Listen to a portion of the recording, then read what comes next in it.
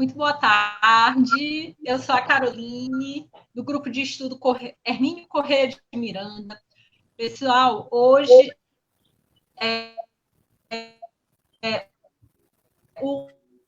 o nosso grupo muito colaborou para a doutrina.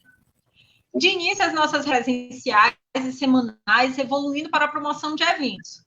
O objetivo é promover o espiritismo, o intelecto, em especial os pesquisadores, escritores, estudiosos, artistas e todos que contribuíam ou contribuem para o estudo e divulgação da doutrina espírita. Durante esse período de isolamento, as reuniões continuaram no ambiente virtual e evoluíram para os encontros nos canais do YouTube e no Facebook. O canal no YouTube e no Facebook é Grupo de Estudo Hermínio C. de Miranda. Dê um like, se inscrevam e ativem o sininho. Nosso encontro de hoje é para falarmos sobre o lançamento do livro Dimensões Identitárias e Assistenciais do Espiritismo. O livro, com abordagens inéditas, organizado pelos Pedro Simões e André Ricardo de Souza, que assinam também capítulos e contam como coautores Célia da Graça Ribas e Helder Bosca de Moraes Sarmento. Na primeira parte do livro, temos questões identitárias. Os capítulos: o Espiritismo na Pluralidade Cristã Brasileira, Identidade Espírita no Brasil e em Portugal, Feições expressivas do movimento espírita brasileiro, uma visão sociológica de Kardec. Na parte 2, Universo Assistencial são desenvolvidos capítulos: Contornos e Controvérsias das Atividades Assistenciais Cristãs, Censo Espírita 2017, um estudo sobre assistência social em Santa Catarina, primeiras impressões, a concepção dos espíritas sobre assistência social, desafios do trabalho assistencial espírita, 2 modelos de atuação, a economia solidária, no principal livro oriundo de Chico Xavier. Eu quero dar boa tarde ao público, a todos os convidados, certo? E gostaria de apresentar o André Ricardo, o Antônio César e o Pedro Simões. Eu gostaria de saber de onde vocês três estão falando nesse momento, antes de começarem as apresentações formais. Bom, muito boa André, tarde. de onde você está falando? Boa tarde, Caroline. Boa tarde, Pedro, César e todos que estão acompanhando. Boa tarde também ao Eduardo Lima, que gentilmente propiciou essa atividade. Eu falo de São Paulo. Você fala de São Paulo. E você, César? Você está falando de onde? Também de São Paulo. Boa tarde, Caroline, André, Pedro e toda a equipe aí de retaguarda do grupo de estudos. Pedro, você está falando também de São Paulo? Não, eu estou falando de Florianópolis. Quero dar boa tarde aí para o André, para o César, para você, Caroline, e para todos que estão nos escutando nessa hora. Certo. Gente, eu vou apresentar a cada um. O André Ricardo de Souza é doutor em Sociologia pela USP, professor da UFSK e organizador, com Pedro Simões, do livro Espiritualidade e Espiritismo, Reflexões para Além da Religiosidade. O Antônio César Perry de Carvalho, doutor em Ciências e professor aposentado da Unesp, ex-presidente da USSP e da FEB, membro da Comissão Executiva do Conselho Espírita Internacional, do CEI. E o Pedro Simões, doutor em Sociologia pela Universidade Federal do Rio de Janeiro e professor do Programa de Pós-Graduação em Sociologia e Ciência Política da Universidade Federal de Santa Catarina. A live vai ser de uma maneira bem simples, certo? Eu vou fazer 5 perguntas, haverá um rodízio de quem vai responder primeiro as 5 perguntas, mas vai ser basicamente a mesma pergunta para cada um dos 3, tá bom? Vamos começar pelo André Ricardo. André, do que basicamente o livro trata, como ele foi elaborado e quais são as impressões pessoais de vocês sobre ele? Inclusive do César Perry, que fez a resenha da obra. Bom, Caroline, agradecendo mais uma vez aí a vocês, do Grupo de Estudos Hermínio Miranda, pela gentileza desse espaço, para a gente poder conversar um pouco a respeito desse livro. Esse livro que decorre de artigos elaborados por mim e pelo amigo Pedro, junto com outros 2 coautores. Nós produzimos esses artigos e editamos esses artigos, atualizamos alguns dos seus dados para compor essa coletânea, né? Essa coletânea que, como o próprio título já diz, ela aborda aspectos identitários e também assistenciais do espiritismo no Brasil. Então, a gente, nesse livro, está refletindo um pouco a respeito do que compõe, né, a identidade do espiritismo no Brasil, seus aspectos científicos, filosóficos, religiosos, a afirmação da sua identidade cristã, religiosa cristã, e também aí aparecem nos trabalhos dados de pesquisa a respeito das atividades assistenciais feitas em diferentes lugares, sobretudo em Santa Catarina, onde o Pedro é professor e pesquisador. E eu queria dizer aqui também, já de início, que, em princípio, nós faríamos uma atividade em São Paulo de lançamento desse livro. Ela deveria ocorrer no mês de julho. Poucos dias depois, simultaneamente a um congresso de cientistas sociais da religião, Congresso Latino-Americano, e nós faríamos uma atividade no Centro de Cultura e Documentação e Pesquisa do Espiritismo, o CCDPE, Eduardo Carvalho Monteiro, e aí com a participação do amigo César Perry, que também gentilmente fez uma resenha do livro, e por isso nós o convidamos para estar conosco nessa atividade. Então, nós participaríamos juntos dessa atividade em São Paulo em julho. Em função da pandemia não foi possível, estamos, de alguma maneira, fazendo agora, aí, virtualmente, com o apoio de vocês, a quem nós agradecemos. Pedro, me diga do que basicamente o livro se trata, para você, como ele foi elaborado e quais as impressões pessoais suas sobre o livro.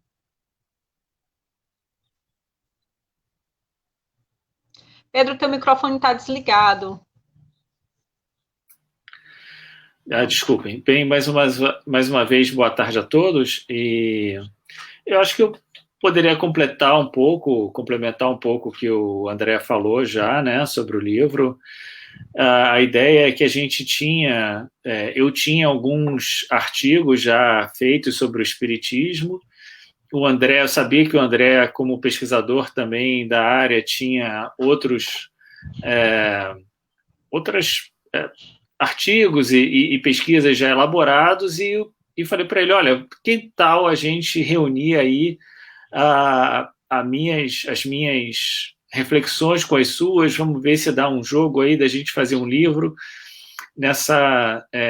E essa divisão entre questões identitárias e questões assistenciais foi uma divisão interna do livro que apareceu meio decorrente das elaborações que a gente teve, né, e que a gente foi observando e falou, bom, eu acho que dá para a gente dividir dessa maneira aqui a organização do livro. A gente tinha também esses artigos com o Helder e com a Célia Ribas, que contribuíram de forma bastante importante para a composição do livro em geral.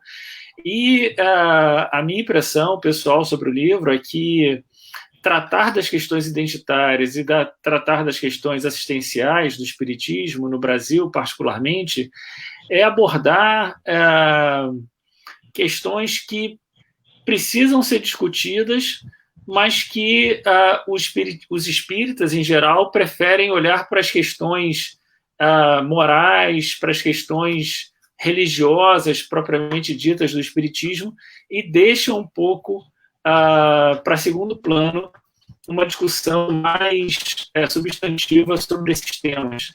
Então, eu acho que, seja para o universo acadêmico, né, que reflete pouco sobre o espiritismo, privilegiando a discussão sobre religiões como o catolicismo e o crescimento dos pentecostais, seja para o movimento espírita, esse livro vem trazer uma contribuição nova, um olhar novo, que, ao mesmo tempo, é um olhar acadêmico, é um olhar de quem está na academia, dialogando com a ciência da religião e com a sociologia em geral, mas também que tem um compromisso em levar uma reflexão mais qualificada para dentro do movimento espírita. Eu acho que essa é a grande contribuição que o livro pode dar, assim, na minha opinião, né?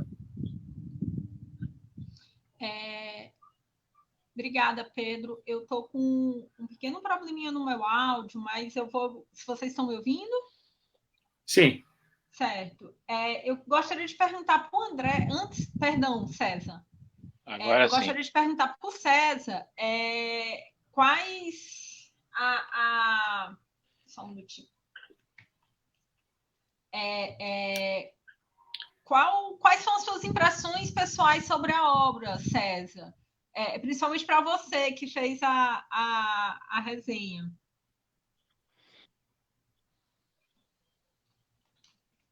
César? Bom, em primeiro lugar, eu agradeço, né, o convite, a oportunidade. Eu agradeço a oportunidade, o convite de participarmos desse programa junto com os dois organizadores, o André Ricardo e o Pedro. Em primeiro lugar, existe uma motivação de ordem pessoal, porque nós iniciamos nossas atividades espíritas, eu diria que recente, colaborando em família em uma instituição assistencial e de periferia, né, na cidade de Araçatuba. Depois, nós viemos a conhecer, eu diria que um teórico e um líder, né, da área da assistência social com a conotação espírita, que foi o Mário da Costa Barbosa, que foi um grande amigo nosso. E no período que nós estivemos na presidência da USE, União das Sociedades Espíritas do Estado de São Paulo, nós constatamos o que foi falado há pouco pelo Pedro, de que os espíritas, em geral, não valorizam, não discutem assistência social. Nós constituímos, naquela época, anos 1990, uma boa equipe de espíritas, mas que tinham vivência, né, profissional na área social. E qual não foi a nossa surpresa? Que nos seminários, nos eventos que nós promovíamos, havia pouca participação, pouca presença. Agora, desculpe minha sinceridade, mas eu tenho que falar minha observação da época e que eu falei em público. Se fosse, na verdade, naquela época, uma reunião ligada a órgãos de promoção social de qualquer instância do governo, haveria um grande número de participantes, pelo interesse de participação em convênios e verbas. Então, nós achamos que até hoje existe um vazio muito grande, né, de motivação para o aprimoramento da prática da assistência social com a visão espírita. Por isso é que um livro dessa natureza, e com viés acadêmico e com fundamentação espírita, nós consideramos extremamente oportuno. Obrigada, César. André, tem gente pediram para perguntar para você, desculpa ter falado antes, onde é que nós podemos comprar o livro?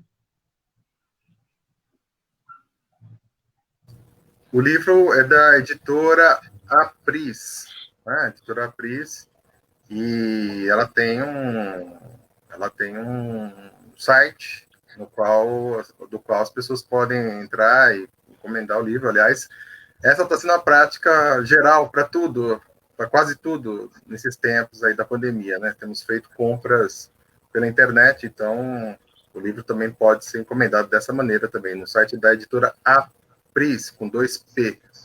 Esse é o nome da editora na qual as pessoas poderão encontrar. Colocar no Google, vai chegar na editora Apris. Tá certo. Eu vou perguntar agora para o César, tá, César?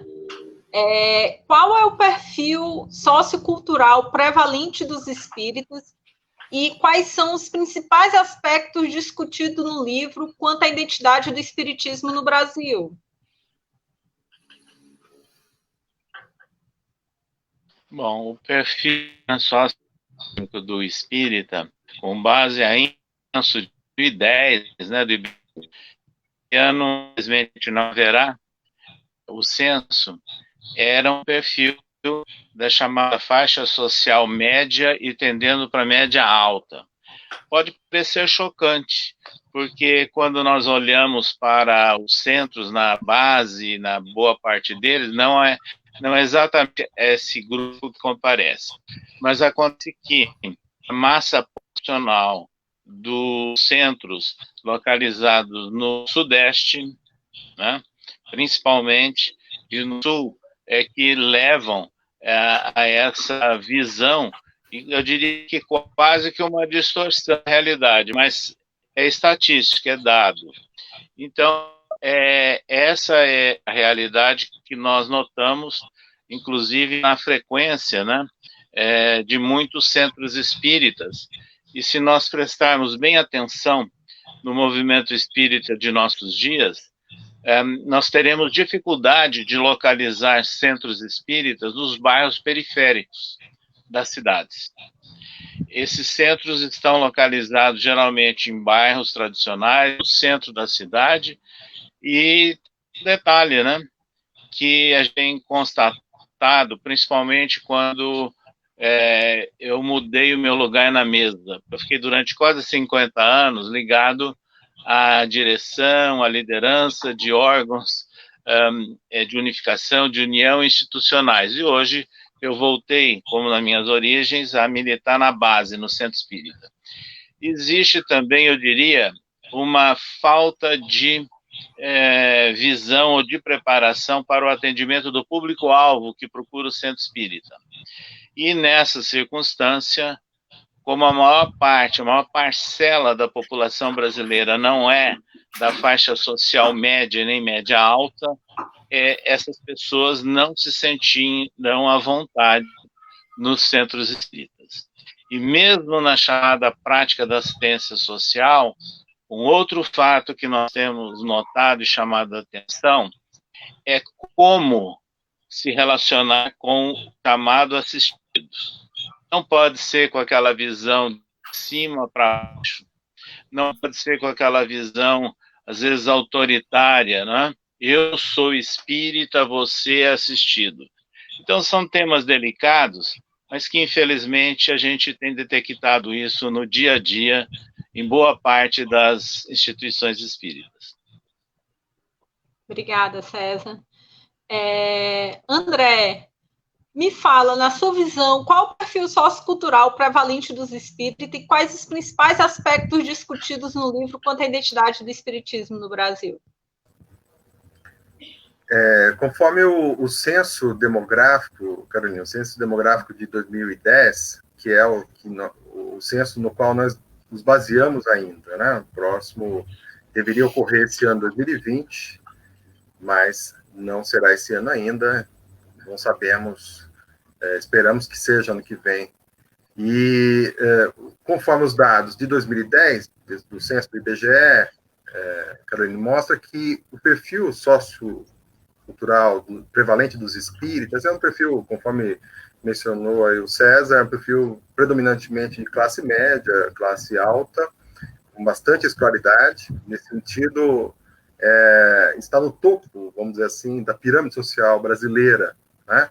Comparadamente com outras vertentes religiosas, teríamos o segmento católico, um segmento intermediário, e teríamos os evangélicos pentecostais, das igrejas pentecostais, que estariam na base da pirâmide. Então, há, de fato, conforme o César mencionou, um desafio para o espiritismo como um todo, o conjunto dos espíritas, que há trabalho assistencial feito em relação aos mais pobres, porém, os mais pobres não compõem, grosso modo, ainda o espiritismo.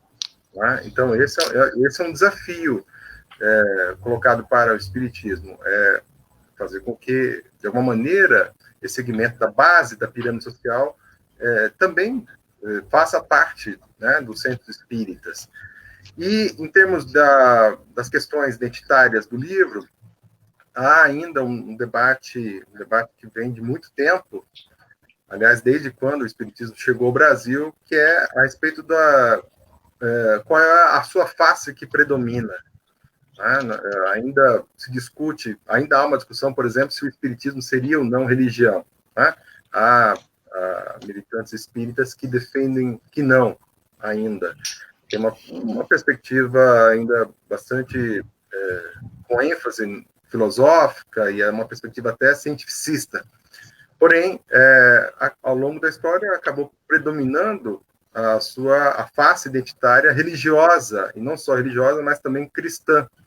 Então, essa face religiosa cristã, que predominou em função do trabalho, né, principalmente do Dr. Bezerra de Menezes, que é do Ceará, né, de onde vocês estão fixados, né, e Chico Xavier, no século XX. Foram dois atores fundamentais nessa afirmação da identidade religiosa cristã, com ênfase nos aspectos cristãos, não só em termos de fé, mas em termos da prática, da caridade, né, da vivência do amor fraterno.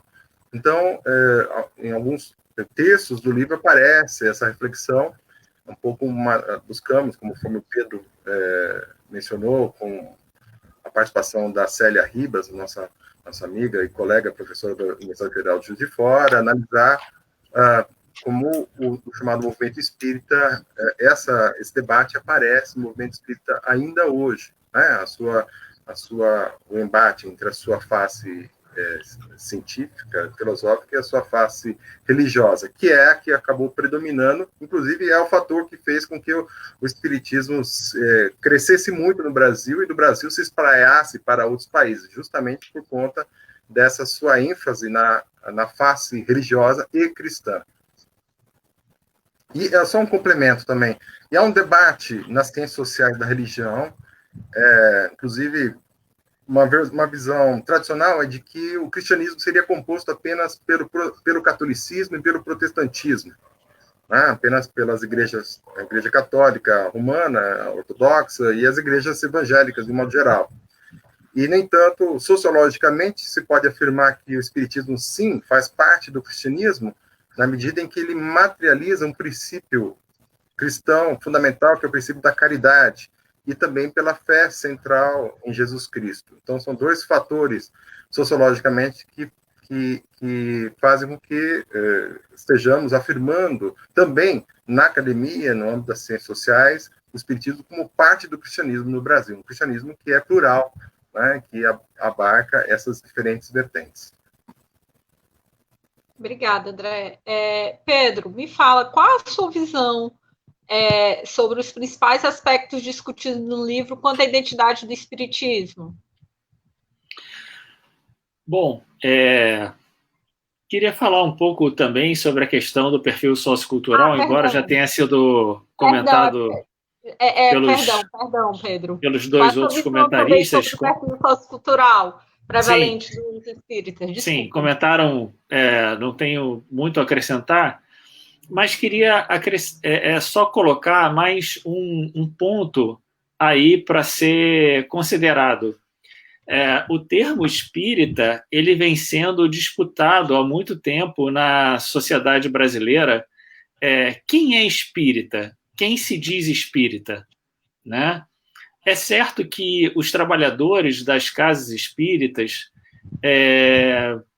muito provavelmente assumem essa identidade espírita, mas os frequentadores das casas, aquelas pessoas que vão às reuniões públicas, não há uma pesquisa, não há uma certeza de que essas pessoas saem dali e se dizem espíritas, estão com uma identidade espírita formada.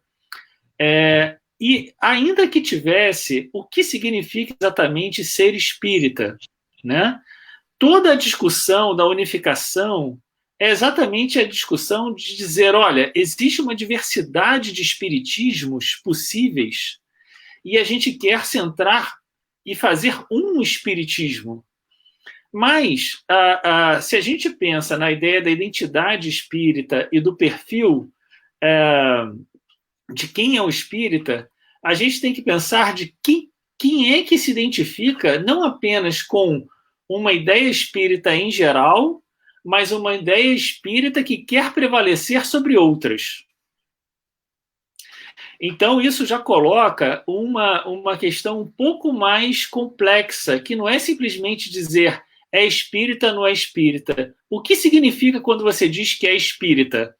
Então, muitas obras se dizem espíritas, mas a Federação Espírita vai e diz, não, isso não é espiritismo. Mostrando que existe exatamente essa disputa sobre o próprio termo espiritismo. Bom, esse é um aspecto que eu acho importante de ser considerado para não dizer é assim ou não é assim.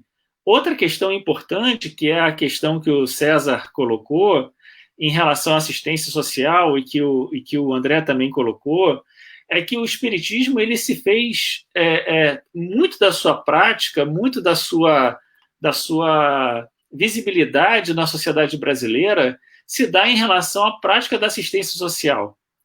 Mas como é que os assistidos não se dizem espíritas? Estão lá, às vezes são quase que obrigados a assistir à reunião pública, a tomar passe, quase que obrigados a participar de grupos de estudo para obter assistência, mas não se dizem espíritas. Então, essa questão da identidade e de quem é o espírita, ela é um pouco mais complexa do que aparece. E acho que uma das questões importantes que o livro traz é a comparação que a gente fez entre o espiritismo brasileiro e o espiritismo português. A gente consegue entender esse caráter, por exemplo, que o André falou, sobre esse caráter mais religioso do espiritismo brasileiro, quando a gente consegue comparar a realidade brasileira com como o espiritismo se desenvolveu em outros países. E, ao se defrontar com limitações, com questões conjunturais específicas de cada realidade sociocultural, e, por exemplo, no caso do que o André falou, né, quer dizer, Portugal não teve Chico Xavier, né, quer dizer, as obras de Chico Xavier vão chegar lá muito depois do que chegaram aqui, claro, né, nos Estados Unidos, na Inglaterra, o espiritismo não consegue se consolidar como uma religião, né? Tudo isso, todos esses contrastes dão uma dimensão do que e como se formou essa identidade religiosa que a gente tem no Brasil do espiritismo de forma tão forte, que não se manifesta da mesma maneira em outros lugares. E acho que é extremamente importante a gente conseguir ter um olhar em perspectiva. Não achar que a nossa realidade é a realidade do espiritismo, como se todo o espiritismo tivesse no Brasil. Não, existem outras realidades, outros espiritismos, vamos dizer assim, né? Ninguém é dono do espiritismo, e o espiritismo é uma instituição decorrente daquilo que os homens fizeram dos ensinamentos de Kardec e fizeram de maneiras diferentes, em lugares diferentes, em tempos diferentes.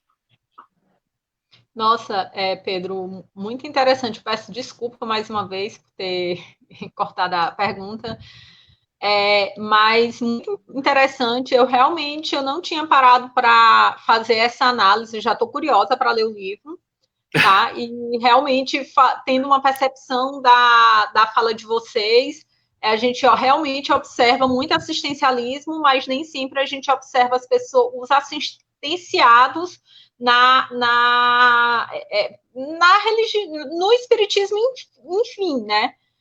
é essa visão mesmo. Em alguns centros, não são todos, né? Não vamos generalizar, existem alguns que os assistenciados participam, mas em outros eu vejo que isso realmente acontece. Mas parabéns mesmo pelo projeto do livro. Eu já estou curiosa em ler, né? E vou fazer o meu pedido. Depois eu vou pegar com o Felipe o endereço da editora, do site da editora, tá, André? Para poder fazer para poder pedir o livro para mim, que eu realmente já estou curiosa, é uma percepção muito interessante, principalmente essa comparação do espiritismo, não só aqui no Brasil, mas como é em outros países. Muito bom mesmo. Eu vou agora para o André. André, em termos assistenciais, quais são as características básicas do trabalho espírita, desse tipo que é feito, e quais são os principais problemas enfrentados em relação a ele? De fato, como o Pedro apontou, né, Caroline, a dimensão assistencial do espiritismo, ela é muito importante e ela exerceu um papel fundamental na legitimação social do espiritismo no Brasil, né? O trabalho de auxílio gratuito foi, desde o início, um fator de afirmação, tanto de afirmação da prática da caridade, da sua identidade cristã, né? Quanto também um fator de legitimação social do espiritismo no Brasil, né? Algo que fez com que o espiritismo conquistasse respeitabilidade social, né? E o Pedro quem se dedica mais a esse tema das atividades assistenciais feitas do espiritismo. Nós fizemos um trabalho, tem um texto dele junto comigo no livro, em que o Pedro vai poder falar um pouco mais, a pesquisa dele feita em Santa Catarina, e eu, com centros espíritas, atividades assistenciais feitas pelos centros espíritas, eu pesquisei instituições de médio, grande porte. Então, Mansão do Caminho, em Salvador, Lar Fabiano de Cristo, sediado no Rio de Janeiro, Casas André Luiz, sediadas em Guarulhos, no estado de São Paulo, e também uma entidade de médio porte, de pequeno porte, que é o Remanso Fraterno, em Niterói, no estado do Rio de Janeiro. Então, você tem nessas de médio, grande porte, um caráter mais institucionalizado, mais profissionalizado do que nas atividades assistenciais feitas em centros ligados aos centros espíritas menores. Porém, é interessante porque também aquelas atividades assistenciais feitas pelas instituições grandes, ainda a relação com o poder público, com o Estado, seja na forma de governo estadual, prefeitura, ou mesmo governo federal, ainda ela é pequena nessas instituições, né? Então, o que a gente vê muito do que é feito, do trabalho que é feito por essas instituições, é feito mediante doações, campanhas de arrecadação, nas quais elas estão engajadas. Há um desafio que o Pedro mencionou, né, e que ele trabalha bem nos seus textos no livro, que é essa questão da vivência do trabalho assistencial. Uma coisa é o trabalho assistencial, vamos dizer assim. Outra coisa é a prática caritativa, né, que envolve uma relação, a busca de uma relação tanto quanto possível igualitária com o assistido, né, de modo que o assistido, que não haja uma visão paternalista, assistencialista, de cima para baixo, em relação ao assistido, tá certo? Que o assistido se sinta valorizado e respeitado, até mesmo também, conforme o Pedro mencionou, até mesmo em relação à sua fé, né? Boa parte dos assistidos são católicos, evangélicos, né? No caso de Niterói, no Rio de Janeiro, é um trabalho lá feito pela Remanso Fraterno, predominantemente com evangélicos pentecostais, né? E aí a necessidade de você respeitar a devoção religiosa do assistido. E eu queria aqui mencionar, em particular, um texto que faz parte do livro, pelo qual eu tenho uma identificação, assim, vou dizer, especial, que é um texto que aborda uma experiência chamada economia solidária, e como isso, que é uma experiência que se difundiu no Brasil, o Brasil, aliás, se tornou destaque, né, internacional nessa prática, e que são empreendimentos, cooperativas, pré-cooperativas, trabalhadores que se juntam para produzir coletivamente. E a gente sabe que agora, nesse contexto de crise, profunda crise pandêmica, né, essas experiências de economia solidária, elas vão ser muito importantes para a sobrevivência de muitos trabalhadores, né? E no texto eu trabalho pegando uma experiência de economia solidária que está lá no livro Paulo Estevam, que foi considerado pelo próprio Chico Xavier como o principal livro decorrente da sua mediunidade.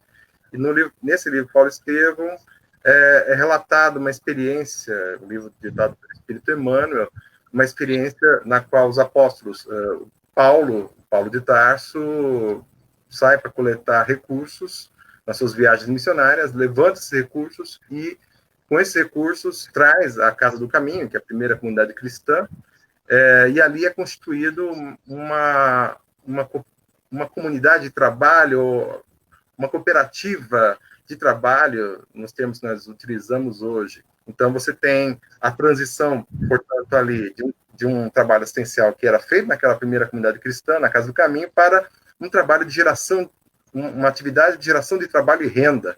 E eu cheguei a comentar sobre isso com um velho amigo, falecido amigo já, o professor Paulo Singer, que foi o grande difusor da economia solidária no Brasil, e ele se identificava como ateu, judeu, no nascimento. Ele ficou entusiasmado com essa experiência. Então, me parece que ela ainda é pouco conhecida no meio dos espíritas, a prática da economia solidária, a transição da prática assistencial para a formação de empreendimentos de geração de trabalho e renda compostos pelos trabalhadores. Eu creio que essa prática ela terá muita importância agora, nesse contexto de profunda crise socioeconômica decorrente da pandemia. Pedro, em termos assistenciais, assim, é muito interessante, André, assim, eu estou maravilhada com o tema. Tem um recado aqui da Alice Campos para o amigo César. Quem está falando é Fabiano Santos, da Federação Espírita do Espírito Santo. E a Yara também está com uma pergunta. Depois que o Pedro e o Sérgio responderem, eu vou pedir para vocês responderem essa pergunta da Yara, tá? Para não ultrapassarem a ordem. Pedro, em termos assistenciais, quais são as características básicas do trabalho espírita desse tipo que é feito, e quais são os principais problemas enfrentados em relação a eles, na sua visão? Teu microfone está desligado, Pedro. Desculpe. Como o André falou, eu tenho me dedicado a esse tema. Publiquei, inclusive, um livro inteiro para discutir isso numa pesquisa que realizei aqui em Santa Catarina. O nome do livro é Dai-me de Comer. E nesse livro agora que a gente publicou, as dimensões identitárias e essenciais do Espiritismo, a gente tem um texto com Helder que foi derivado de um censo que a Federação Catarinense Espírita realizou nas suas instituições aqui de Santa Catarina, sobre diversos aspectos, entre eles a questão da assistência social. Teria muita coisa para falar sobre as características básicas do trabalho assistencial. Eu queria ressaltar apenas algumas que me vêm assim à mente de forma mais né, forte, assim. A primeira é que os espíritas, eles precisam sentir que eles estão fazendo a caridade e o bem quando eles estão na prática assistencial, né? A prática assistencial, para os espíritas, não é simplesmente uma atividade entre outras. Em muitos lugares, em muitos centros, e a gente escuta isso no discurso dos espíritas, os espíritas entendem que ali eles vão se exercitar suas virtudes. Isso significa que os espíritas se colocam, como o César já havia comentado, numa posição de como eu posso te ajudar? Eu quero fazer o meu melhor para você, eu quero fazer o bem para você, numa posição de que o espírita ele é que vai levar os benefícios sociais, os benefícios não só sociais, mas para ser uma assistência espírita, não basta levar o auxílio material. O auxílio material tem que estar associado ao auxílio espiritual. Então, o espírita, quando está ali na prática da assistência, ele entende que ele não está fazendo simplesmente uma doação material. Ele está fazendo também uma evangelização. E aí, esse é o primeiro caráter difícil e que a gente pode discutir muito, dado aquilo que a gente falou do perfil dos assistidos e que o André comentou, que em certos trabalhos, basicamente, o perfil dos assistidos é um perfil evangélico, né?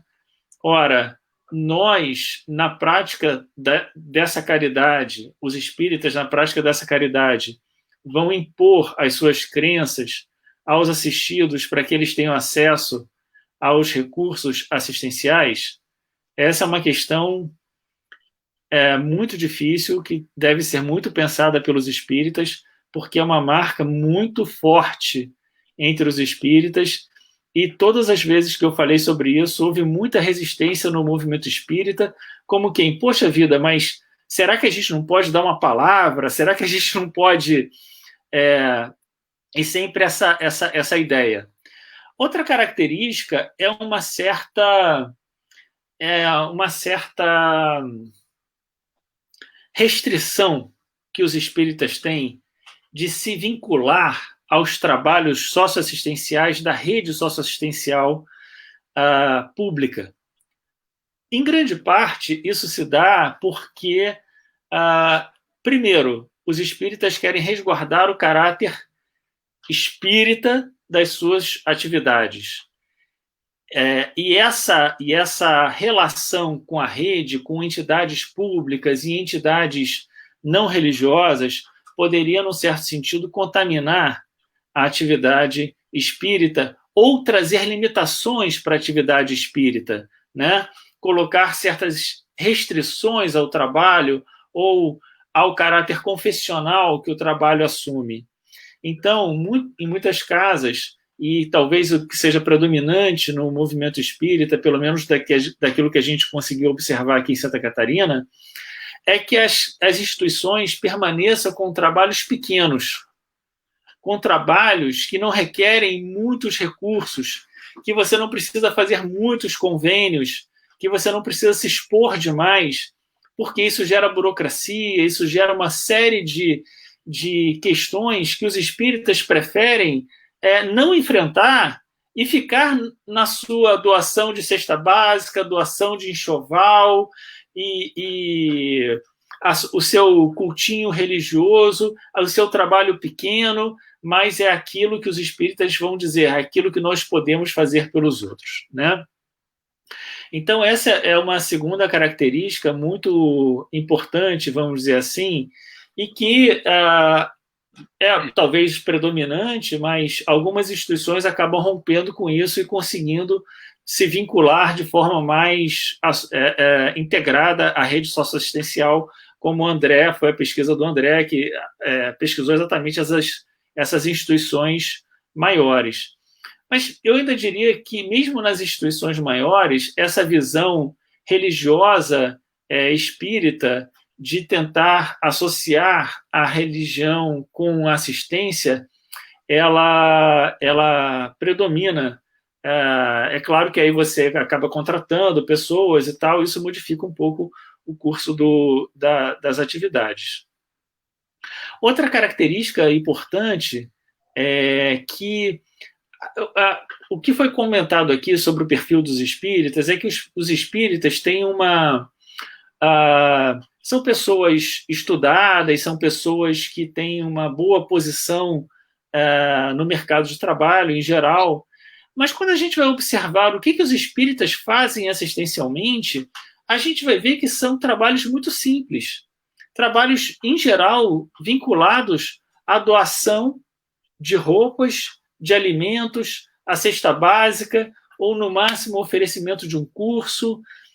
Os recursos são, em geral, recursos da própria instituição, são a venda de livros, os chás, os cafés, as doações internas, isso que movimenta a assistência social e esse trabalho pequeno. E a gente pergunta, puxa vida, mas se os espíritas vêm de camadas médias altas, se são escolarizados, por que fazer trabalhos que demandam praticamente nenhuma formação, que são tão simples de serem feitos para a população?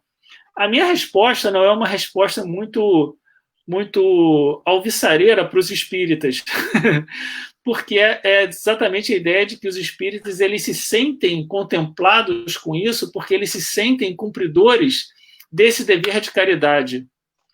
E esse sentimento é mais importante, ao final das contas, do que o atendimento à necessidade de fato da população.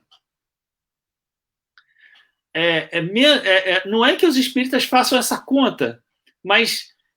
E tem um terceiro elemento, ou um quarto, já me perdi aqui, que eu acho que é muito importante. Qual é a formação dos espíritas para fazerem assistência? Em geral, são os próprios cursos ministrados dentro das casas espíritas, é a própria leitura dos textos espíritas e, vamos dizer assim, das orientações espíritas, mas há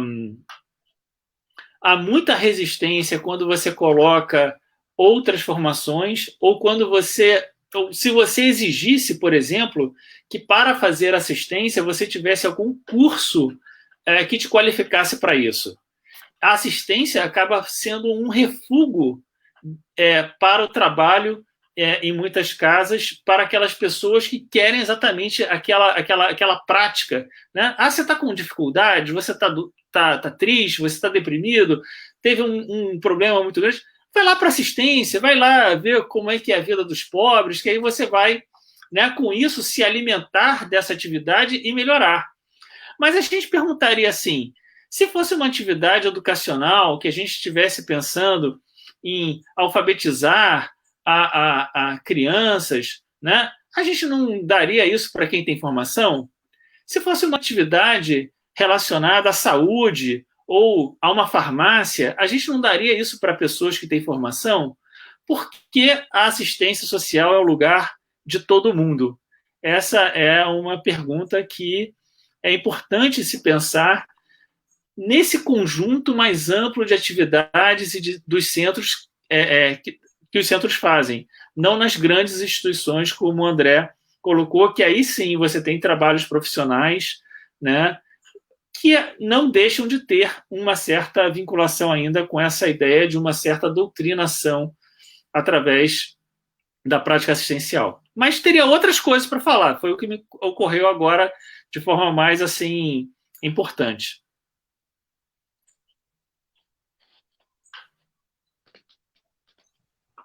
César, tá me ouvindo? César? Sim. Certo. Em termos Estou ouvindo.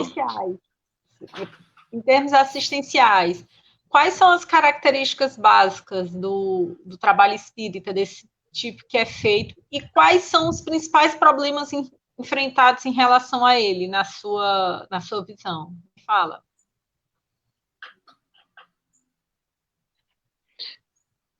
Bom, antes eu vou até retomar alguns aspectos aí que foram comentados.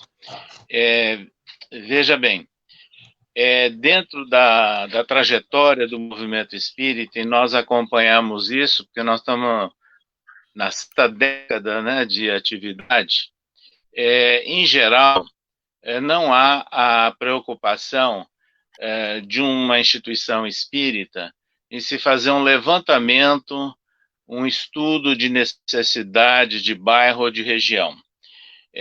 Muitas coisas surgiram, sem dúvida nenhuma, na base da boa vontade, do idealismo, mas por cópia e por modismo.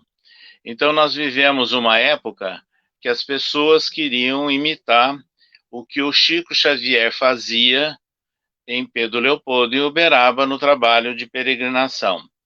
Aí houve a fase das casas da sopa, houve a fase de se montar hospitais psiquiátricos ditos espíritas, né, no nome, né?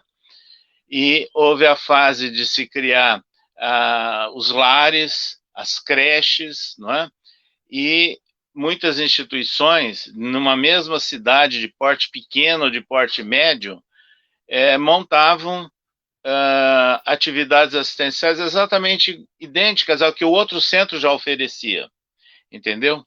Então, falta ainda realmente a prática de um estudo de caso da região, um levantamento para se analisar qual seria a melhor prática e alterações também ao longo do tempo, né?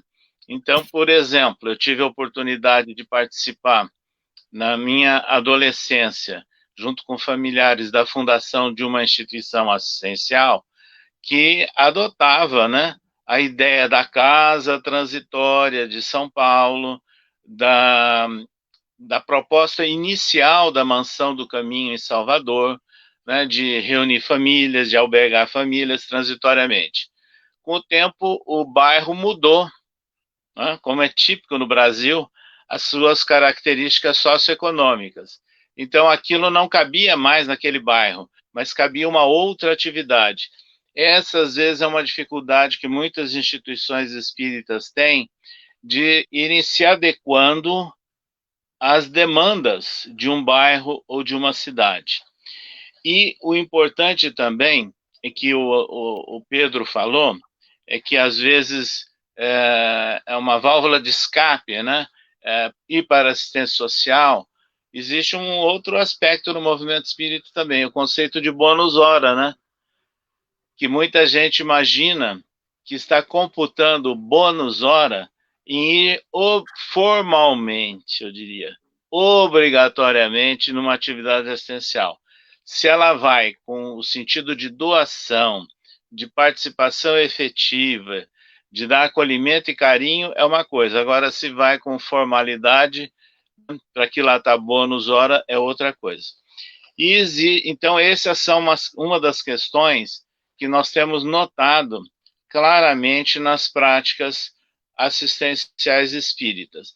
Quer dizer, ainda há uma certa dificuldade de aceitação das normas, das regulamentações. Então, na medida em que o Estado brasileiro vem se organizando, em definindo, por exemplo, normas e exigências para um trabalho na área da educação e um trabalho, por exemplo, na área da saúde, e atendendo a uma série de pré-requisitos, muitas instituições espíritas deixaram de existir, porque não tinham essas condições ou não quiseram se adaptar. Eu me lembro que eu visitei uma instituição de uma capital brasileira, uma grande instituição assistencial tradicional, e que, por determinações dessas orientações legais, teve que se reorganizar completamente, porque fazia misturado atividade vinculada à saúde e vinculado à educação. E, de repente, um diretor antigo veio conversar conosco e falou, pois é, agora nós aqui, diretor, não mandamos mais nada.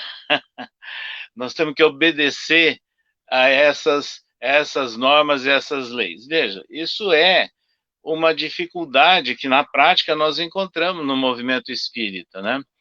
Que, sem dúvida nenhuma, muitos criaram instituições por idealismo, por boa vontade, um grande dinamismo, mas com dificuldades de irem se ajustando, não é, a todo um arcabouço legal e que o país foi se desenvolvendo nesse sentido.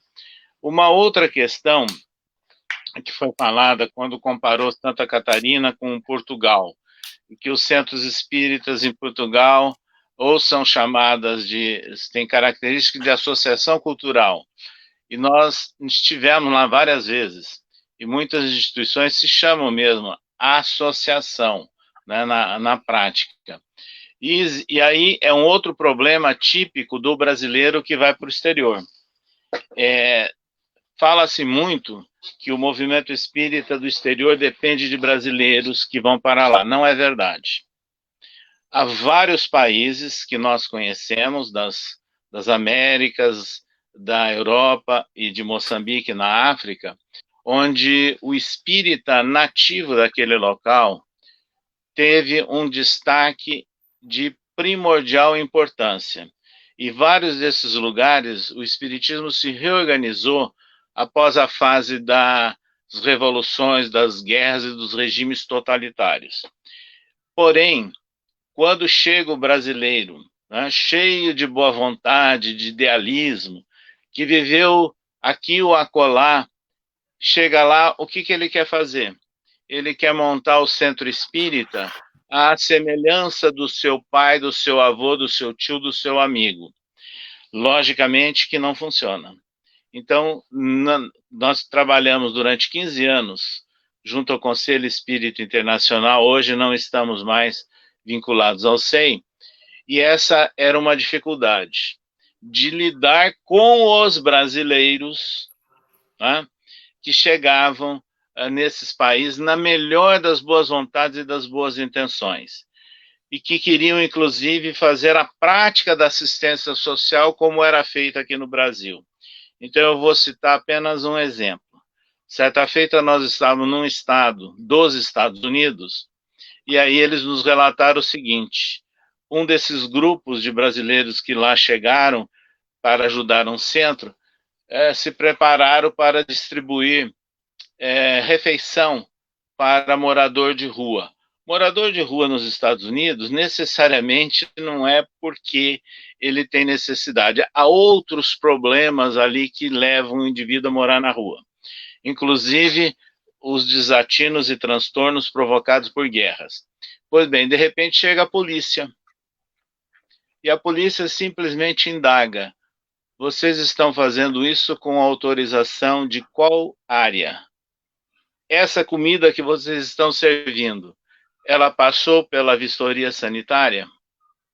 Então, veja, são questões que nós temos que pensar que a assistência social no exterior, ela é completamente diferente. E há países que não há necessidade dela, ao contrário. Então, o que nós conversamos com muitos centros espíritas? Eles vão procurar o condado, a prefeitura ou a província, conforme o nome dado no país, porque eles têm o serviço de voluntários. E aí é organizado o atendimento de acordo com várias instituições com voluntários. Então, vejam, são adequações, adaptações, para mostrar que a gente não pode pegar um modelo brasileiro de centro espírita, de instituição espírita em geral, ou de assistência social espírita praticada no Brasil e querer levar para o exterior. Não dá certo e não é a mesma coisa. E outro fato que nós julgamos bastante importante é que aqui no Brasil já estão ocorrendo mudanças. Por exemplo, criou-se as capelanias nos hospitais. E muitos espíritas ficam com ojeriza, mas capelania é um termo tradicional. Não importa se no passado era com padre ou se era com militar. Hoje, capelania nos grandes hospitais de São Paulo é gerida por um médico do corpo clínico, que tem uma comissão e que cadastra as instituições que querem prestar serviços de apoio moral e espiritual naquele hospital. E aqui em São Paulo, capital, nós sabemos de várias instituições espíritas que se cadastraram e tem voluntários dando atendimento. É uma forma de assistência, é lógico, moral e espiritual.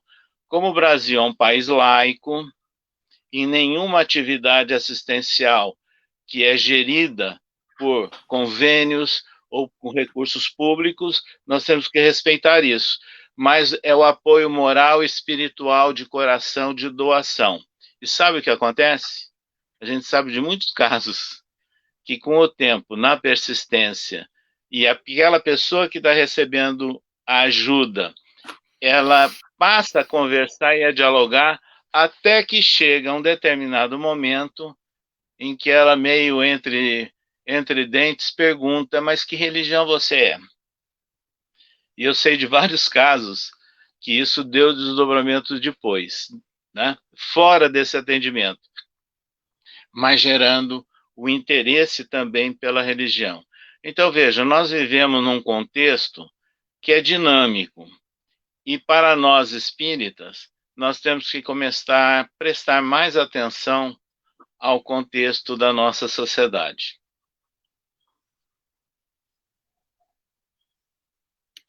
Nossa, eu estou gostando muito da nossa conversa. A gente já está com quase 1h10, né, de live.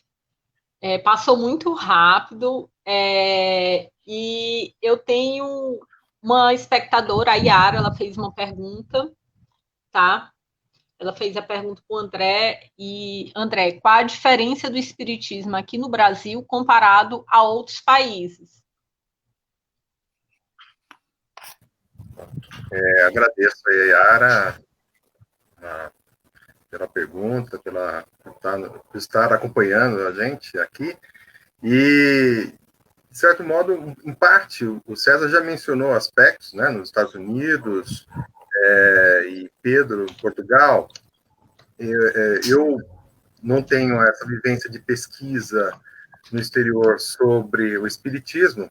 Eu apenas participei, foi em 2004, da conferência do Congresso Espírita Internacional, que celebrou os 200 anos do nascimento de Kardec, lá em Paris. Eu estava fazendo doutorado ainda e coincidiu. Eu estava lá e participei desse evento internacional. Foi a única atividade internacional que eu acompanhei, né? Mas aqui, eu vou fazer aqui algumas colocações, Yara e os demais que estão nos acompanhando, a partir de pesquisas feitas por um antropólogo lá do Rio Grande do Sul, Bernardo Lilgoy, né, que se dedicou a internacionalização do espiritismo, né? Deixa eu só aqui abrir um parênteses antes de mencionar isso, que o César lembrou bem, e eu havia esquecido de mencionar a instituição desenvolve trabalho assistencial, que fez parte da pesquisa também, que é a Casa Transitória de São Paulo, vinculada à Federação Espírita do Estado de São Paulo. Fecha parênteses. Então, para dizer um pouco dessa presença espírita no exterior, como ela depois do Brasil, o país onde a maior quantidade de espíritas é Cuba, né? E interessante, nas pesquisas que o professor Bernardo Lilgoy, lá da Universidade Federal do Rio Grande do Sul, fez, ele mostrou, elas mostram o seguinte: nessa disseminação, digamos, mais recente do internacional, mais recente do espiritismo, há um papel importante do Divaldo Franco. Muitos centros espíritas foram formados no exterior a partir das viagens e palestras dele, atividades dele, muitos com o nome, inclusive, de Joana de Ângeles, né, mentora espiritual de Divaldo Franco. E é interessante porque essa presença no exterior, muitas vezes, há um protagonismo das mulheres, né, mulheres brasileiras e casadas, que se casaram com estrangeiros e formaram centros espíritas ou ajudaram a desenvolver centros espíritas. E a explicação disso, dessa união conjugal, muitas vezes tem componente reencarnatório. na explicação disso, né? E o Lugoj também enfatiza que é interessante, pela influência, por esse trabalho de Divaldo Franco, nos textos do Bernardo Lugoj, aparece que no exterior você tem uma predominância dos aspectos psicológicos que compõem a literatura de Joana de Ângeles nas práticas espíritas. Então, numa comparação com o Brasil, você tem predominantemente no Brasil os aspectos evangélicos, vamos dizer assim, evangélicos, no caso do Evangelho e das obras de Emmanuel, que tem um papel, que tem uma presença marcante no Brasil. Então, essa é uma comparação que o Bernardo Lugoj fez do Brasil do espiritismo do Brasil com o espiritismo em outros países, esse componente, de um lado, psicológico, de temas psicológicos próprios da literatura de Joana de Ângeles, nos países do exterior, e temas evangélicos, né, do Evangelho, da literatura de Emmanuel, através de Chico Xavier, né? Talvez o Pedro, acho que o Pedro e o César podem complementar aí essa questão, trazendo outros elementos de como é o espiritismo no exterior comparado ao Brasil.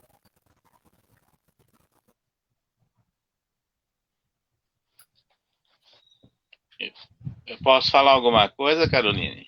Pode falar sim, César, fica à vontade. Então, na verdade, como eu visitei várias vezes, né? Eu diria todos os países da América do Sul, menos as Guianas, vários da América Central, inclusive Cuba, né? Conheci bem lá a atividade espírita de Cuba, que é estatal, né? Vamos assim dizer. A América do Norte, Europa, Moçambique.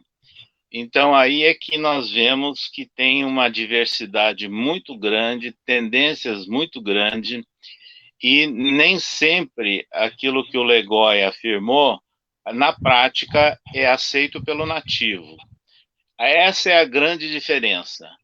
São os brasileiros ou brasileiras, né, que foram para lá e se casaram com o nativo, levam essas propostas, mas nem sempre elas são aceitas pelo nativo. Então, eu vou dar 2 exemplos apenas para ficar bem claro isso. Há muitos anos atrás, eu fui um dos convidados para falar no primeiro Congresso Espírita da Alemanha. Eu não falo alemão, mas foi feito ali, eu levei os slides todos em inglês e foi feita a tradução simultânea. E lá estava presente um alemão. Aí ele pediu a palavra e me disse o seguinte, porque eu estava desenvolvendo um tema sobre reencarnação, mas ligado ou fundamentado em pesquisas científicas não feitas por espíritas, né? Que essa é uma característica das pesquisas, grandes pesquisas que são feitas hoje no mundo. Aí ele pediu a palavra e falou, olha, aqui na Alemanha, se o assunto entra pela mente, chega no coração. Então, veja, os apelos não são necessariamente sentimentais, emotivos, entenderam? Como é típico do espírita brasileiro. Então, cada país tem uma característica. Em Moçambique, eu levei um susto. Nos convidaram para falar numa comunidade espírita tradicional de Maputo, né, antiga cidade de Lourenço Marques, dirigida por espíritas ali de Maputo, né, e lá falam português. Mas eles convidaram uma intelectual de Moçambique, que tinha lançado recentemente um livro intitulado Nas Mãos de Deus. E ela chegou com toda aquela roupa típica, assistiu a palestra, né? E de repente ela levantou, no final, levantou a mão e fez a seguinte argumentação. Eu não sei como vocês estrangeiros têm a coragem de vir para a África e de falar de líderes que não são nossos. Sabe o que ela estava se referindo? a Jesus e a Kardec. Por quê? Aí ela se reportou, porque eles foram vítimas da colonização portuguesa, onde com a cruz eles dominavam através das armas. Entenderam? Então eles não aceitam isso. E aí ela passa a falar dos nativos, dos homens da terra, que são médiums, né? Que fazem curas, que usam medicina alternativa, como nós chamamos aqui no Brasil, que praticam a mediunidade, mas ela fez todas essas considerações para deixar muito claro que ela se interessava pelo espiritismo, mas não via como uma única opção, nem como uma porta de salvação ou como uma academia, vamos assim dizer, das questões espirituais.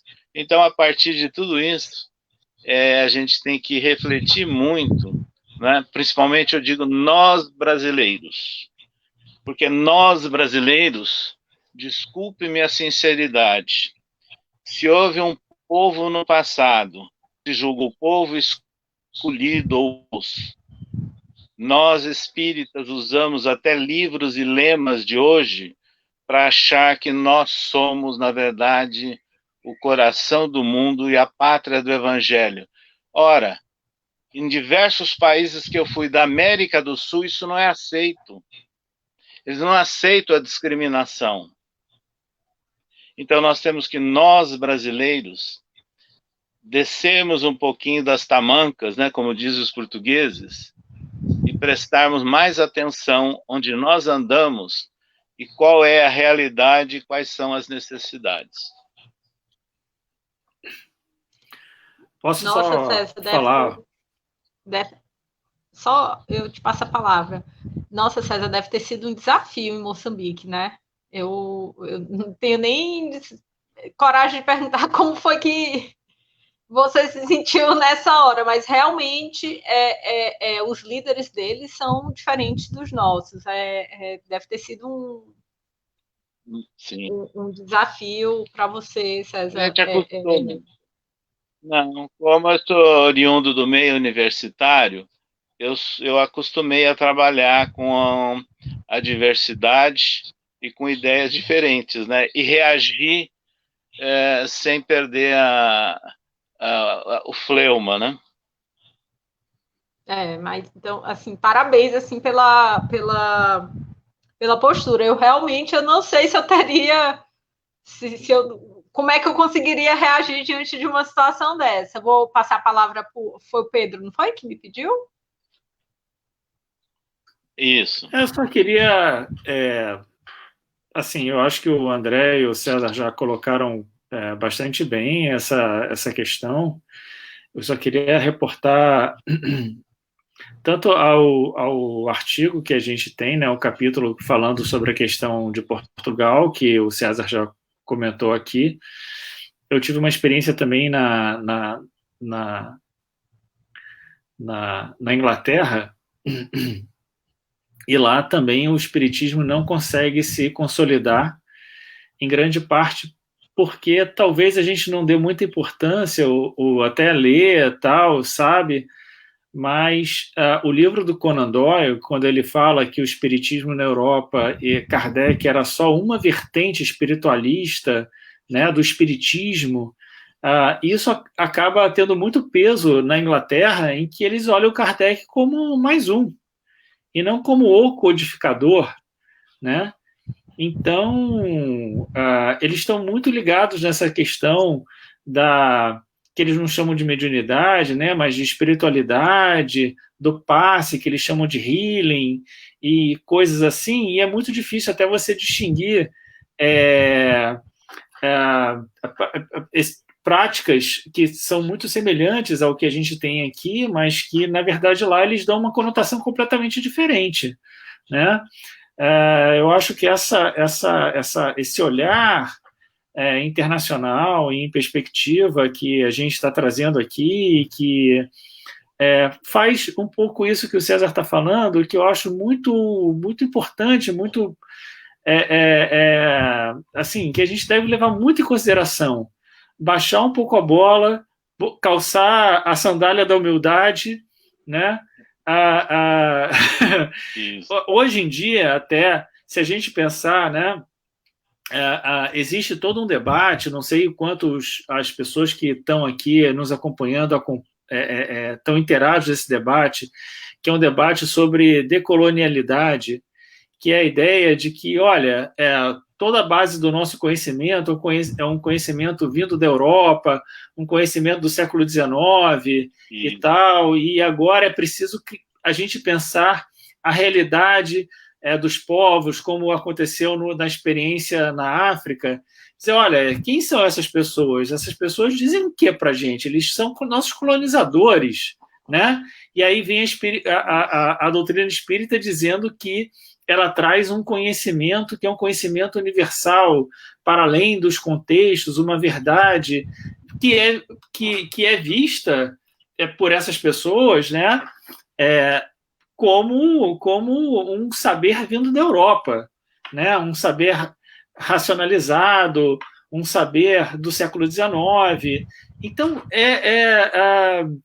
para a gente migrar, né, a gente está muito dentro de um contexto espírita determinado e a gente não consegue perceber o quanto a gente é formatado por essas ideias que a gente recebeu e que a gente acha que o espiritismo é isso. Mas existe muito mais experiência, muito mais diversidade, muitos contextos diferentes que a gente precisa compreender, principalmente quando vai para outros países, para outras culturas. Realmente é uma percepção. Hoje eu estou sendo aluna, assim, estou aprendendo e estou tendo uma percepção que eu não tinha menor noção de como era antes, principalmente essa questão do assistencialismo. Eu nunca tinha parado para pensar como seria em outros países, até em alguns países que não precisam de tanto assistencialismo como aqui. Parabéns pelo livro. Carolina. Desculpa, gente. Pode falar. Vou falar alguma coisa. Quando o Pedro estava falando lá das características da Inglaterra, muitos anos atrás eu estava lá e eu vi uma charge no jornal, assim, cuidado se você for para o continente, lá a direção está colocada no lado errado, a direção do carro, né? E a gente vê que essa ideia está presente até no Brexit de nossos dias, né? E quando a gente está falando de brasileiro que vai e tal, e muita gente exalta, né? Evidentemente que tem muito valor, eu diria, a coragem, né, dos brasileiros que vão disseminar espiritismo no exterior. Mas não nos esqueçamos, em todos os países do hemisfério norte, o brasileiro é alguém que está lá para baixo da linha do Equador. Essa ideia, esse preconceito cultural e tradicional existe. E na América do Sul, junto aqui com os nossos irmãos, eles também nos olham atravessados, porque para eles o Brasil sempre deu as costas à América Latina. Então, é essa vivência que eu tive em todos os países. Então, é mais uma razão para a gente usar a sandália da humildade mesmo. Realmente o brasileiro, em alguns locais pelo mundo, eles não têm, de uma maneira bem chula falando, não tem uma boa fama, né? Uma boa reputação. A gente realmente tem... somos, de certa forma, alguns brasileiros agora literalmente, abre aspas, queimaram o nosso filme, né? Infelizmente, a nossa imagem não é tão bem vista, né? Bem vista como realmente pensamos que somos. E é muito legal mesmo essa entrevista. A gente já está com quase 1h30, uma conversa muito boa. Depois eu vou conversar com o Eduardo e com o Felipe para a gente fazer uma entrevista com cada um de vocês em separado, porque realmente a gente tem assunto aqui para ficar umas 3 horas falando tranquilamente. E eu quero agradecer a presença de cada um. Quero informar que tem uma entrevista do André no nosso canal, certo? E a gente também no nosso canal tem outras entrevistas com outros cientistas fazendo trabalhos acadêmicos. Então, visitem nosso canal no YouTube. Ele tem várias entrevistas de vários espíritas fazendo trabalhos acadêmicos, inclusive do André. E eu só tenho a agradecer muito por essa conversa, por esse bate-papo. Vamos marcar uma segunda rodada para a gente concluir, né? Porque senão vai ficar algo bem extenso, mas eu gostei muito mesmo. E quando tiver um lançamento presencial do livro de vocês, a gente vai ter o maior prazer de divulgar, se vocês forem fazer, depois que passar essa questão da pandemia, se vocês forem fazer realmente algum lançamento presencial, eu vou querer participar, a gente vai querer divulgar aqui no nosso grupo. O livro de vocês é muito bom mesmo. Parabéns a todos que participaram. Nosso canal, a gente está muito feliz em ter recebido vocês. Obrigado pelo espaço, pela oportunidade. Enfim, acho que a gente vai fazer algumas colocações finais, né? Imagina, agora, né? E eu, além de agradecer, eu queria dizer algumas coisas aqui em relação a como o Espiritismo se desenvolveu no Brasil, que eu acho que é importante dizer, nessa parte de encerramento já da nossa atividade, que é o seguinte: está havendo um crescimento grande do Espiritismo no Brasil. De 2000 para 2010, passou de 1,3% para 2% da população do país, né? Sendo que em 2017, olha só, em 2017 já contava 4%, havia dobrado o número.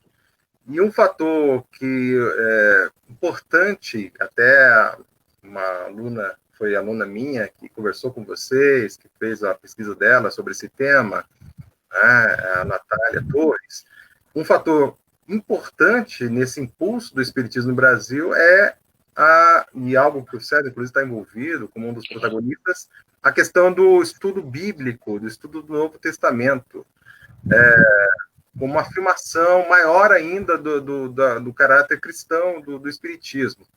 Então, isso é algo que aparece, está na pesquisa da Natália, e que a gente trata disso no livro também, né? E interessante porque também, se no passado você se confundia os termos, né? Muita gente ainda confunde espiritismo de Umbanda, espiritismo kardecista, e na verdade você tem o espiritismo está sendo compreendido como uma religião diferente que o da Umbanda, por exemplo, e você está... Se muitas pessoas antes, quando iam responder ao censo, se diziam católicos, quando na verdade tinham mais afinidade com o espiritismo, isso aos poucos está mudando também, tá certo? Isso é uma característica também do desenvolvimento do espiritismo no Brasil, né? E eu queria aqui fazer um comentário a respeito de algo que foi mencionado aqui, a respeito da questão do Brasil e como o Brasil no mundo, e o espiritismo nesse contexto, né?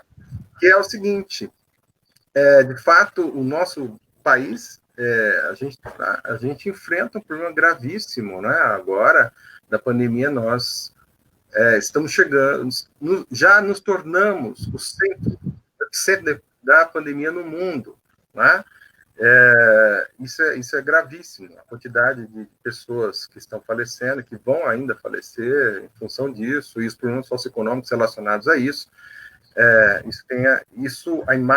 A maneira negacionista nossa do Brasil em relação a isso, algo que fez com que a imagem do Brasil no mundo ficasse muito ruim, piorasse muito, né, em relação à maneira como a pandemia tem sido abordada no Brasil, né, desdenhada, enfim, é algo muito sério.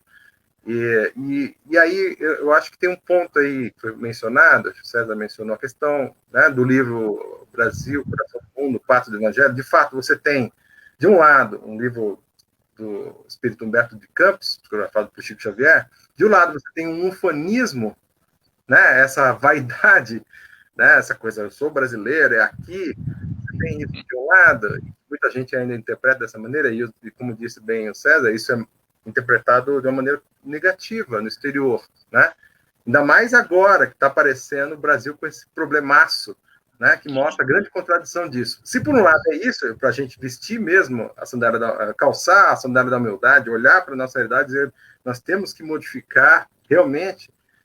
Há também uma interpretação espírita que eu já ouvi interessante a esse respeito, de que, numa interpretação religiosa espírita, que o Brasil seria uma espécie de hospital do mundo, e que espíritos considerados endurecidos há muitas décadas, até, em alguns casos, séculos, teriam nascido, renascido, reencarnado no Brasil e que tenha para viver uma experiência aqui. Então, essa é uma outra interpretação dessa ideia do Brasil, coração do mundo, pátria do Evangelho.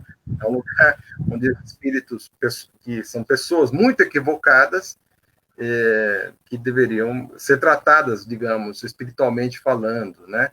Essa é uma ideia que eu queria aqui compartilhar. E, por fim, eu acho que esse aspecto, de fato, da afirmação do Evangelho, do estudo bíblico, do estudo do Novo Testamento, com grupos de estudos do Evangelho, e o César é pioneiro nisso, junto com outras pessoas, né, que iniciaram. Isso tomou um impulso a partir de 2010, na comemoração do centenário de Chico Xavier, e a referência à obra de Emmanuel, sendo algo fundamental. Me parece que isso é algo muito importante atualmente no Espiritismo no Brasil e que tende, a meu ver, a se propagar. Né? Essa ideia do estudo bíblico como algo que não é apenas dos católicos, não é apenas dos evangélicos, mas que os espíritas podem e devem se apropriar disso. Então, me parece que é algo novo, enfim, novo assim, recuperado, vamos dizer assim, de gente, obras que foram escritas sobre isso há muitas décadas, porém agora me parece como algo que, digamos, revitaliza no Brasil. Então me parece que é uma grande novidade, sociologicamente falando, no espiritismo no Brasil. Eu agradeço mais uma vez aí a oportunidade, e foi muito bom dialogar, reencontrar os amigos.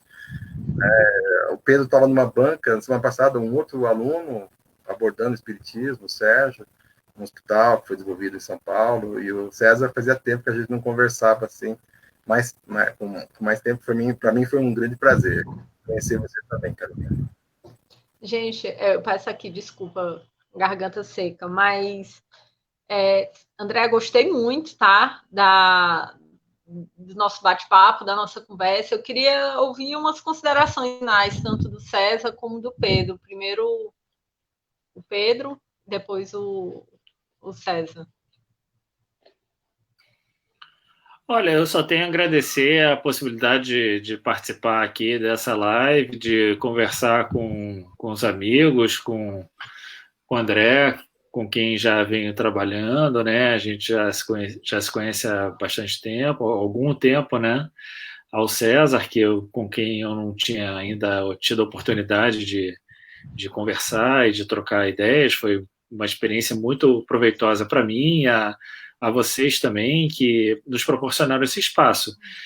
Eu estou à disposição para que a gente continue conversando em outras oportunidades. Vejo aqui nos comentários aqui que foram feitos desse convite da gente ir lá a São Paulo e levar esse debate para lá. Eu já fui uma vez e na oportunidade do lançamento do livro Dá-me de Comer, foi uma experiência muito gratificante, e seria muito gratificante poder ir novamente, participar de outras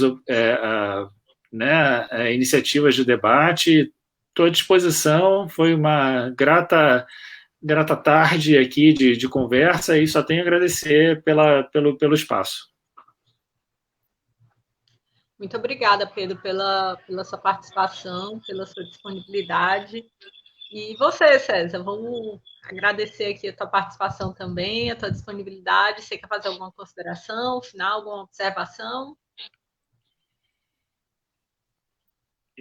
Sim, sem dúvida. Gostaria primeiramente de agradecer a vocês, né, do grupo de estudos Hermínio Miranda, a toda essa equipe aí que deu retaguarda para o programa, e de enaltecer o trabalho de organização do livro feito pelo André e pelo Simões, e contando com a colaboração de autores, né, da área acadêmica, e dizer que há necessidade disso hoje, né,